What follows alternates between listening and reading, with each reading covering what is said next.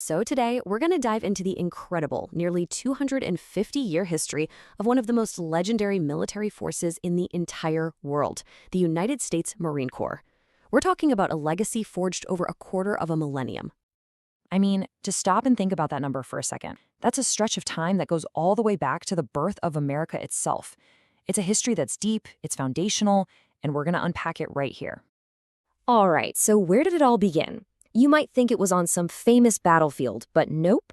It all started with a piece of paper, a resolution that the Second Continental Congress passed, which would kickstart a whole new kind of revolutionary force.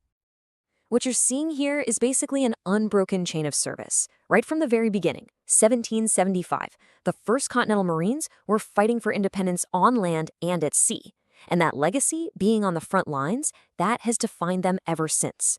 From the brutal hand-to-hand fighting at Belleau Wood in World War I, where the Germans actually nicknamed them devil dogs because of how fierce they were, to storming the beaches of Tarawa in World War II, and all the way to the modern era, fighting in the streets of Fallujah and the mountains of Afghanistan, the takeaway is this. In every major American conflict, they've been there, and they've been pivotal.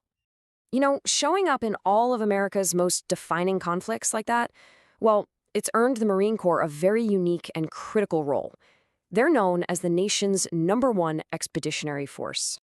And that whole identity is captured in 3 simple words: the first to fight. But listen, that is way more than just a motto. It's a reputation they've earned for being ready for immediate action.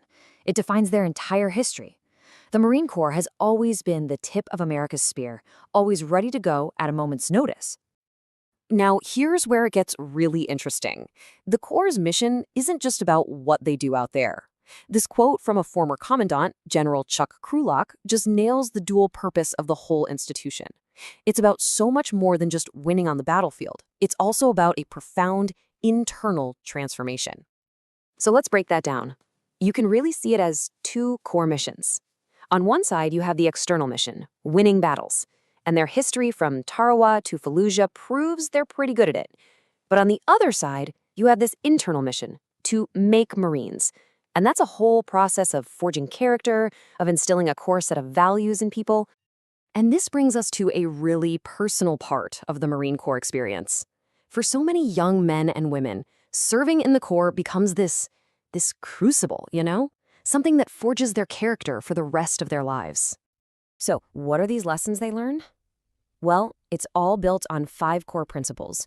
It's about learning the true meaning of discipline, about taking on huge responsibility, and about building the kind of resilience that lets you overcome pretty much any obstacle.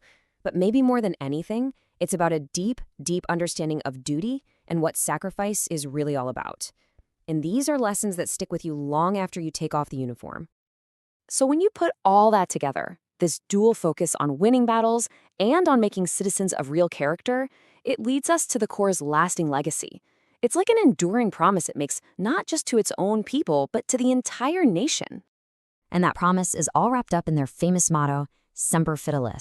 It's Latin for always faithful, and it means being faithful to the mission, faithful to each other, and faithful to the country.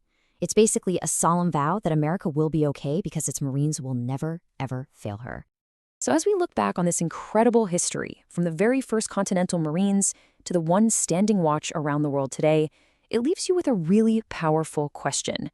How does any institution manage to build a legacy of winning battles, of creating leaders, and earning unwavering trust, not just for a few years or a generation, but for a quarter of a